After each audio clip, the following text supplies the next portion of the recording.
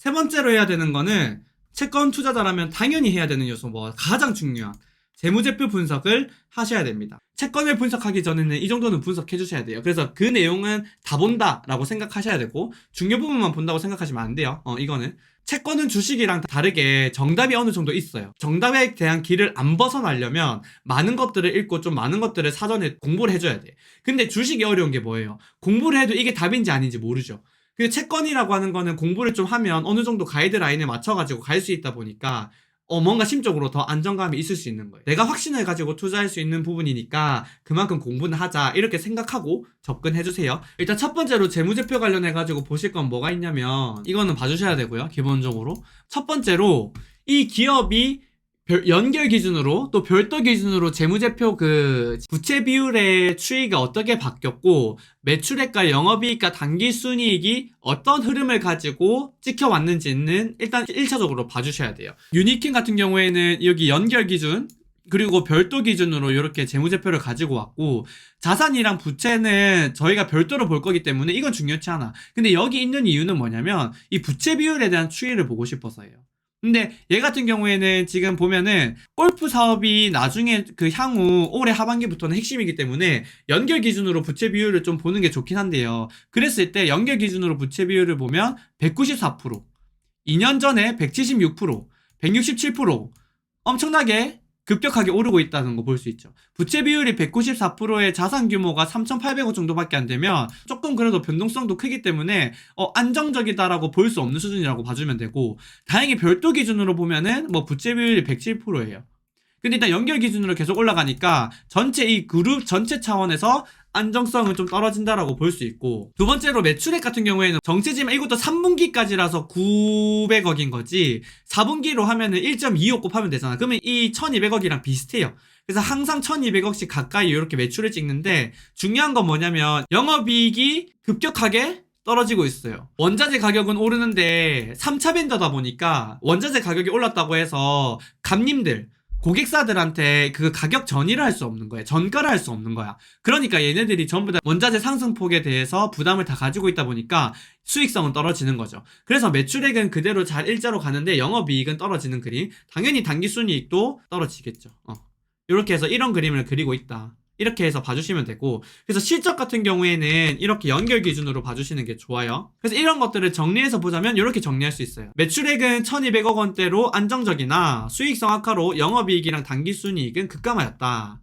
그 다음에 더불어 2020년도 신규 사업인 골프 진출로 부채 규모가 급증했다. 2019년도 대비해서 2020년도에 부채 비율이 확 올라갔어요.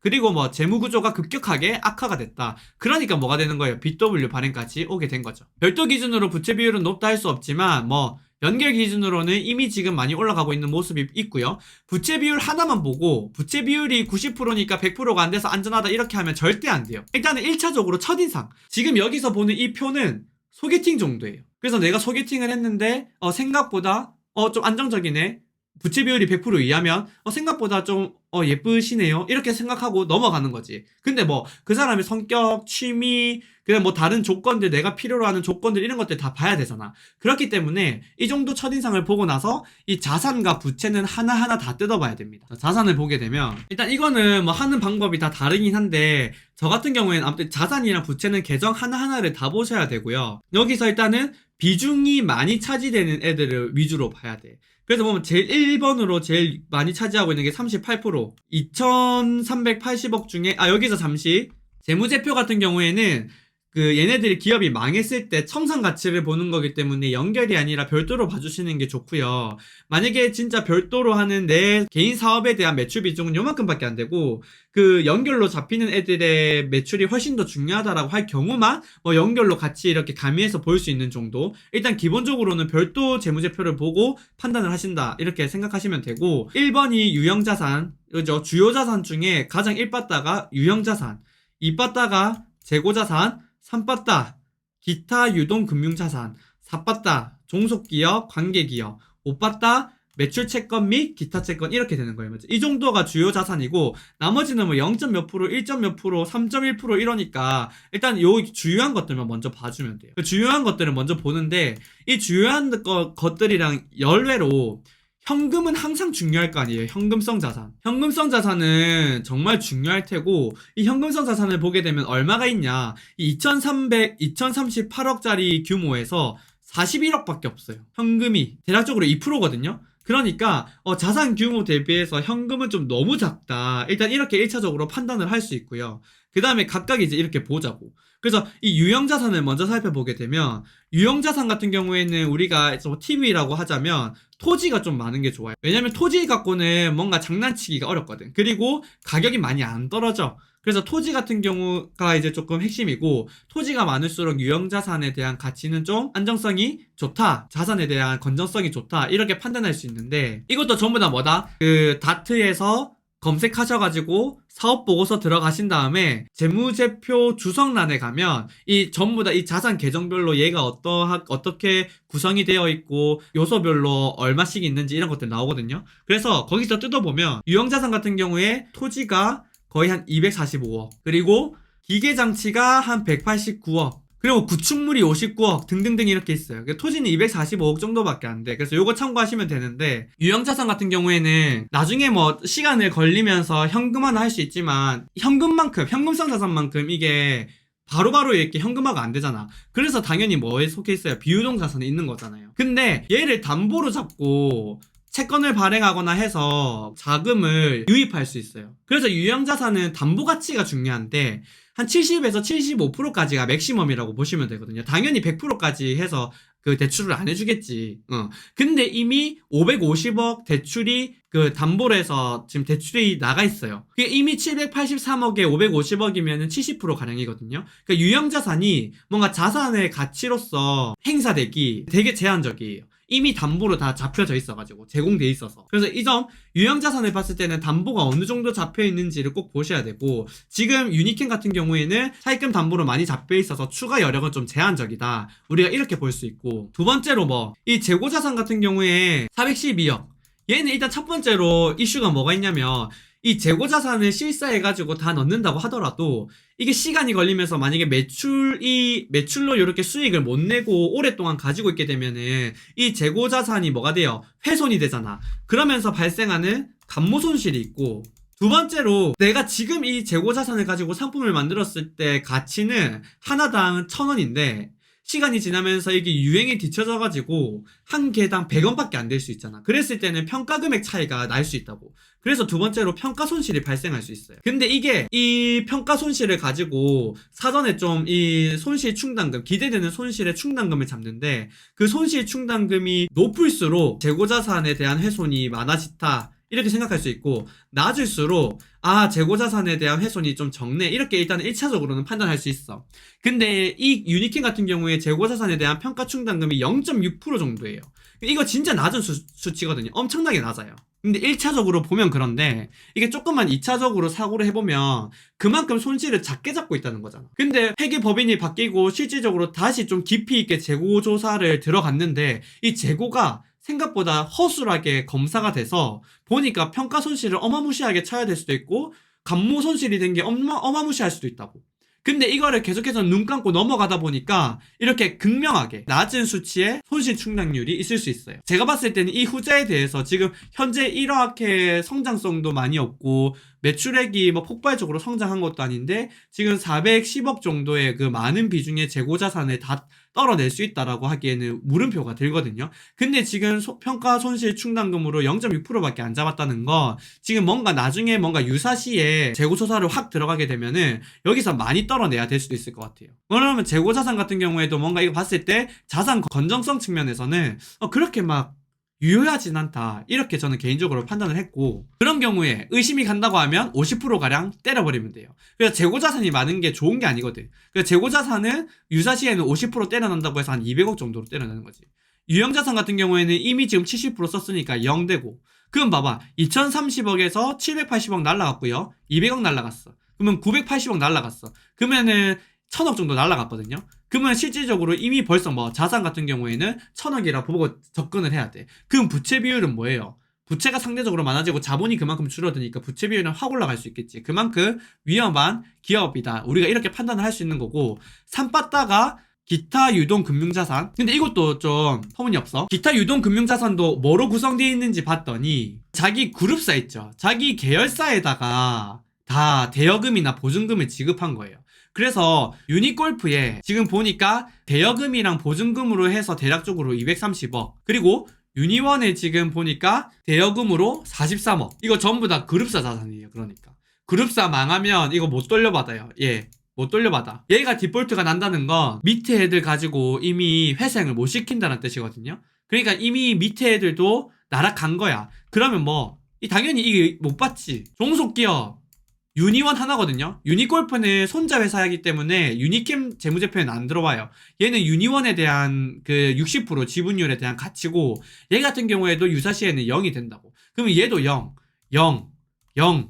얘 반띵. 이 재고자산 반띵. 그 재무건전성 자체가 너무 안 좋아요. 얘 같은 경우. 그러니까 지금 보면은 실질적으로 그룹사 자산, 그 관계사나 종속기업 자산 같은 경우에는 실질적으로 9.1%밖에 안 보였지만, 이 기타 유동 금융자산도 여기에 속하기 때문에 그룹사에 노출되어 있는 자산은 23%가량 된다. 이렇게 보시면 돼요. 그만큼 좀 위험하다. 이렇게 되는 거고, 매출 채권이 그 다음에 오빠따였는데, 이 매출 채권 같은 경우에도 그 고객사가 누구였어요? 대부분 다 현대차 2차 벤더 신뢰 얼마나 할 거니? 이거는 당신들한테 판단을 넘기도록 할게요. 그래서 이렇게 우리가 일단은 1차적으로 판단할 수 있고, 그 다음에 이제 부채를 보자는 거지. 근데 아무튼 이렇게 정리한 것 좀 보여드리면, 여기 제가 지금 정리한 거 보면서 말씀드린 거거든요. 이런 식으로 다 분석돼야 돼요. 그래서 여기 각각의 자산이 이런 식으로 구성이 돼 있고, 좀 더 구체적으로 보면 이런 식으로 구성이 돼 있다. 이런 것들 다 보셔야 돼. 자, 그 다음 당연히 자산 봤으니까 이제는 부채를 볼 거잖아요. 자, 부채를 보게 되면 여기서도 이제 1바따, 2바따, 3바따를 정해야 되는데, 여기 보면 나오죠. 지금 자, 1바따가 유동성 사채, 2바따가 차입금, 3바따 장기 차입금, 4바따 내생 파생 상품 부채, 5바따 여기 이렇게, 그 다음에 6바따 이렇게 있는데, 여기서 보면은 우리 초님들이 아시면 좋은 게 뭐냐면, 비유동은 만기가 갚아야 되는 시점이 1년 초가 되는 거고, 유동부채 같은 경우에는 1년 이내에 들어오면 유동부채로 하거든요. 근데 여기서 보면은 유동성 사채랑 사채가 있죠. 장기물로 발행이 됐다가 시간이 경과하면서 만기가 1년 이내로 돌아온 애들을 유동성 사채라고 하는데, 사채랑 유동성 사채랑 그러니까 같이 봐주시면 돼요. 장기 차입금이랑 단기 차입금도 같이 봐주시면 돼요. 차입금은 단기 차입금이라고 해서 처음 빌릴 때부터 만기가 1년 이내인 거고, 유동성 장기 차입금은 1년 넘게 해서 2, 3년으로 차입했는데 이게 시간이 지나면서 지금 만기가 1년으로 유동부채로 바뀐, 이런 걸 유동성 장기 차입금이라 하거든요. 그래서 이런 것들을 같이 봐주면 좋은데, 같이 보게 되면 지금 보면 뭐예요? 사채랑 유동성 사채만 지금 합하면 36%, 37% 정도 되고요. 그죠? 차입금 같은 경우에는 28.4%랑 2.5%, 그 다음에 16.5% 더해주면 돼. 그래서 이걸 더하면 차입금이랑 사채만 해서 이 얘네들 부채 비율이 총 몇 프로냐면 90%예요. 부채의 90%가 사채랑 차입금으로 돼 있다고. 그러니까 엄청 절대적이에요. 사채랑 차입금만 우리가 잘 살펴보면 이 기업의 위험 요소들을 거의 다 파악했다라고 보면 되니까, 우리는 뭐 사채랑 차입금에 대해서만 한번 보겠다 이렇게 생각하면 돼. 나머지는 다 작잖아. 그리고 여기 보면은 내재 파생 상품 부채 같은 경우에는 전환권이 부여되어 있는 채권을 발행했을 때 그 전환권에 대한 가치가 여기 내재 파생 상품 부채로 들어오거든요. 그러니까 이것도 같이 그냥 사채로 봐주시면 돼요. 묶어줘. 이렇게 다 묶어서 봐주면 돼요. 기존에 전환사채 발행한 게 있는데 그 전환사채에 들어가 있는 전환권이 내재 파생 상품 부채로 해가지고 들어가 있다고 보시면 돼요.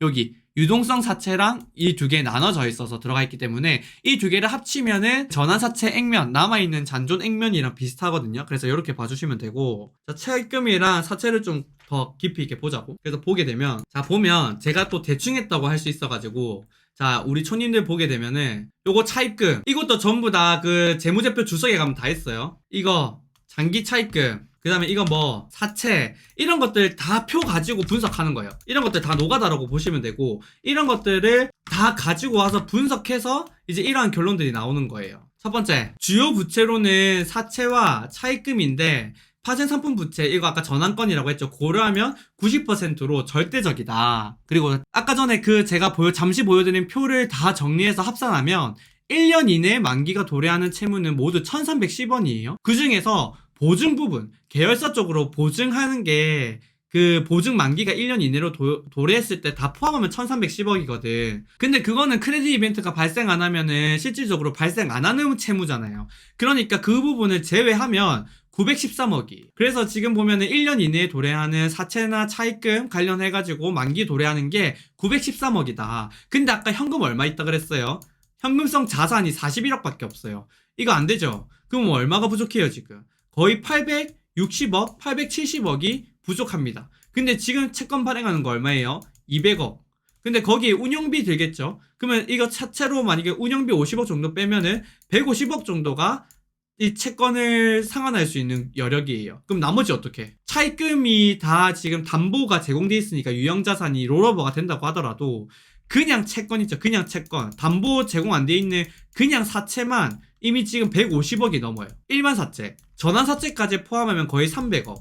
그러니까 이 150억으로 이것도 지금 상환을 못 한다고. 근데 얘네들이 뭐 영업이익이 그렇게 크게 나는 구조도 아니기 때문에 지금 상황에서는 매우 위험하다. 이렇게 판단할 수밖에 없는 상황인 거고. 그 다음에 통상적인 거래가 발생하는 요소들 제외하고 이렇게만 발견되면 1년 이내에 만기 도래하는 부채만 670억 원. 근데 현금성 자산은 41억 원 수준으로 유동성 대응이 매우 취약하다. 좀 세분화해서 보면 1년 이내에 차입금이 298억, 산업은행이 다행히 256억이에요. 근데 이 담보가 훼손이 안 돼 있으면은 뭐 문제없이 롤오버는 해줄 거야. 그럼 얘는 일단 패스해보자고. 공격적으로 봐서. 근데 3개월 단위로 실시간으로 조기 상환 가능한 전환 사채가 245억 원이 있어요. 그리고 23년 상반기에 도래하는 사채만 163억이 있어요. 이거 두 개 더하면 얼마예요? 400억이네. 그죠? 400억. 이거 어떻게 갚을 거냐고. 2023년 상반기에만 도래하는 애들이 총 400억이 넘는데 지금 200억을 발행해가지고 될 일이냐고. 그러면은 한 가지 희망이 뭐가 있냐면 전환사채라 그랬잖아요. 전환가가 지금 현재가보다 많이 낮으면 채권을 주식으로 전환해서 주식을 매도할 거 아니에요. 그러면은 부채가 사라지고 자본으로 확충이 되니까 그만큼 재무구조가 안정화될 수가 있어요. 근데 지금 보니까 전환가가 두 회차 전환사채가 발행이 됐는데 1175원, 1195원이고 현재가는 1180원이에요. 근데 지금 BW 200억이나 발행이 되면 오버행 이슈가 있기 때문에 주가가 추가적으로 상승하기는 힘들다고 볼 수 있어요. 그러면 전환사채는 주식으로 전환돼서 상환이 되는 게 아니라 그냥 조기 상환 행사를 해서 채권이 상환될 수밖에 없는 상황이라고. 그러면은 얘네들이 거기에 대한 대응을 할 수밖에 없고 여기에 그래서 보니까 운영자금 66억이랑 전환사채에 상환하는 자금으로 130억이 쓰여요. 그럼 일단 이 245억 중에 130억을 여기서 끌 거라고. 그럼 나머지 145억이랑 163억 어떻게 할 건데? 저는 이게 의문이에요. 그래서 이거를 발행했다고 하더라도 올해 지금 2월 28일, 5월 3일, 6월 20일 각각 50억, 50억, 50억 만기 도래하거든요? 이거 제가 봤을 때 상환 못해요. 이거 지금 200억 발행한다고 하더라도 어떡할 건데 이거? 하반기부터 시작해가지고 골프 사업 영위한다고 했는데 그때까지 지금 채권을 한 번 더 발행을 하거나 뭔가 액션이 있어야 될 거예요. 분명히. 됐죠? 지금 이자 비용만 분기에 13억 정도 되는데 전환사채는 여기서 지금 보면은 130억 정도 전환사채 끈다 그랬잖아. 전환사채는 2표가 0이에요. 근데 이 신주인수권부사채는 2표가 3%라고. 그러니까 3%의 연 3%의 이자가 더 발생해요. 150억에 대해서. 그러니까 뭐야? 여기서 지금 이미 또 한 1.5억 정도 더 증가한다고. 그럼 분기에 14.5억 정도의 단순 이자 비용만 들어. 그러면 영업이익이 그만큼 잘 나줘야 되는데 얘는 이자 비용은 영업이익에 포함 안 되니까. 그러면은 이 지금 영업이익 15억 정도 분기에 15억 나올 수 있겠냐고. 지금 이 상황에서 지금 자동차 시장 좋지도 않은데 와 이거 총체적 난국인데 이제 이렇게 결론이 지어지는 거죠. 그래서 내가 봤을 때 원래는 어느 정도만 괜찮아도 그 신주인수권부 사채는 신용 이벤트를 안 줘요. 왜냐면 내가 청약 들어가서 채권이 상장하자마자 채권 그냥 팔고 9,000원대. 그 다음에 한 1개월 뒤에 신주인수권이 상장되는데 이게 프리미엄이 한 20%가량 붙어서 거래가 돼요. 그러면 프리미엄 그냥 먹고 나오면 채권에서 한 10% 손실, 그 다음에 신주인수권부 사채에서 20% 정도 수익 나면 이게 네팅 치면은 한 10% 정도 수익이잖아, 네팅에서. 그러니까 되게 매력적인 기회라고요. 근데 웬만큼 신용도가 좀 괜찮을 때 이야기인데 유니킹 같은 경우에는 그냥 저는 굳이 그거 10% 조금 먹자고 이것도 분석해가지고 여기에 들어갈까 싶어요. 그래서 제 돈이라면 저는 투자 안 할 것 같고, 여러분들은 매수해라 매도해라 뭐 들어가지 마시라 이런 의견 아니에요. 나 매수 매도 의견 못해요. 괜히 뭐 나중에 해가지고 뭐 촌놈이 뭐 했다 하지 마요. 저는 그런 거 한 적 없어요. 자, 아무튼 이런 지금 상황 속에서도 모르겠고, 아까 전에 촌놈 네가 이야기하기를 2월 28일 문제라고 했는데 지금 아무튼 돈 좀 들어오면은 요건 좀 낫겠지. 그러면은 그거 제외하면은 5월 3일 정도가 중요한데, 얘가 발행하고 나는 한 달 만에 다 매도할 거니까, 그러면 신용 이벤트 뭐 나중에 5월 3일에 디폴트가 나든 말든 상관없겠네, 나는 그냥 투자해볼래 하는 사람이 있을 수 있잖아. 그러니까 그런 사람들을 위해서 이 채권 조건, 발행 조건을 한번 봐준다는 거. 그래서 보면은 유니케 38회차 신주인수권물 자체 신용 등급은 BB-이기 때문에 이거 내려가면 바로 싱글 B 플러스예요. 이거 엄청 위험한 등급이고요. 발행 규모는 200억. 이 표는 내가 가지고 있는 동안 지급하는, 분기별로 지급하는 이 표고 연 3% 지급이 돼요. YTM은 만기 보장 수익률, 제가 말씀드리지만 채권 영상 보세요. 모르시는 분은 채권은 YTM 만기 보장 수익률이 훨씬 중요하고 얘는 5%다. 발행일은 2023년 1월 25일, 만기일은 26년 1월 25일. 그래서 3년물인데 조기 상한이 25년 1월 5일부터 돼요. 실질적으로는 2년물이다 이렇게 보시면 되겠네요. 그렇고 행사가액은 1247원이라고 했는데 아까 1180원이 현재가라 그랬죠. 그러니까 지금 상황에서 매력이 없어. 근데 청약일 3일 전 기준으로 주가를 다시 돌리거든요. 그래서 행사 가액이 확정이 될 거예요. 그러면 현재가가 낮으니까 당연히 이 행사 가액도 하향 조정이 될 거고, 그거 확정되는 게 1월 13일이다. 이번 주 금요일이다. 리픽싱은 70%까지 되고요. 그 다음에 상장일은 2023년 2월 8일에 상장이 됩니다. 이 보이죠, 이거? 제가 봤을 때 이거 운영비로 66억 쓴다 했는데 그거는 그 거래소 요거 저기 거래소 승인 받으려고 한 것 같고, 2월 8일에 50억, 그 다음에 그 전환사채 130억 정도 상환해서 200억 중에 한 180억 가량이 제가 봤을 때는 여기 그 채권 상환하는 데 쓰일 것 같아요. 그래서 이게 되게 위험할 것 같아. 아무튼 그렇고, 채권은 발행일에 상장이 돼요. 그래서 채권은 발행일에 상장이 되니까 요거 2023년 1월 25일에 상장이 되고요. 이 상장일은 신주인수권 상장일이에요. 그래서 내가 들어가게 되면 1월 25일에 채권을 팔고 그 다음에 상장일에 신주인수권 2월 8일에 신주인수권을 판다 이렇게 보시면 되고, 청약일은 1월 18일, 1월 19일 이틀간, 주관사는 NH투자증권이랑 신한투자증권.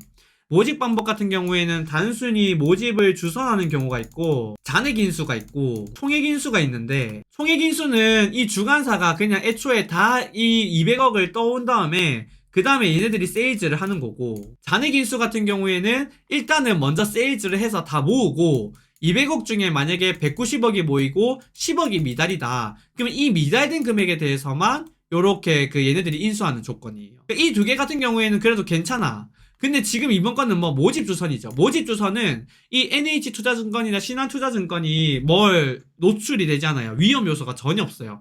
모인 만큼만 발행을 시키겠다는 거야. 만약에 50억밖에 안 모였다. 그럼 50억만 발행시키는 거야. 나머지 150억은 발행이 안 돼. 그러면 당연히 얘네들 같은 경우에 현금을 그만큼 모집을 못했으니까 당연히 바로 위험하겠지. 모집 주선을 하는 이유는 NH투자증권이랑 신한투자증권도 이 유니캠에 대한 확신이 없다는 거예요. 확신이 있었으면은 총액인수나 잔액인수로 가야 수수료를 많이 받을 수 있으니까 당연히 일로 갔겠지. 근데 모집 주선이니까 우리도 근데 확신은 없다. 야, 너희들이 요청해서 일단은 뭐 발행, 일단 우리가 주선은 해주는데 우리 확신 없으니까 그냥 수수료 적게 내고 네가 알아서 해라, 이런 느낌이라고 보면 돼. 그리고 자금 사용 목적도 당연히 중요하고, 이 자금 사용 목적은 운영자금의 66억, 부채 상환의 130억이라 그랬는데 실질적으로 부채 상환에 거의 한 180억 정도 쓰이지 않을까, 이런 생각은 드는 건입니다.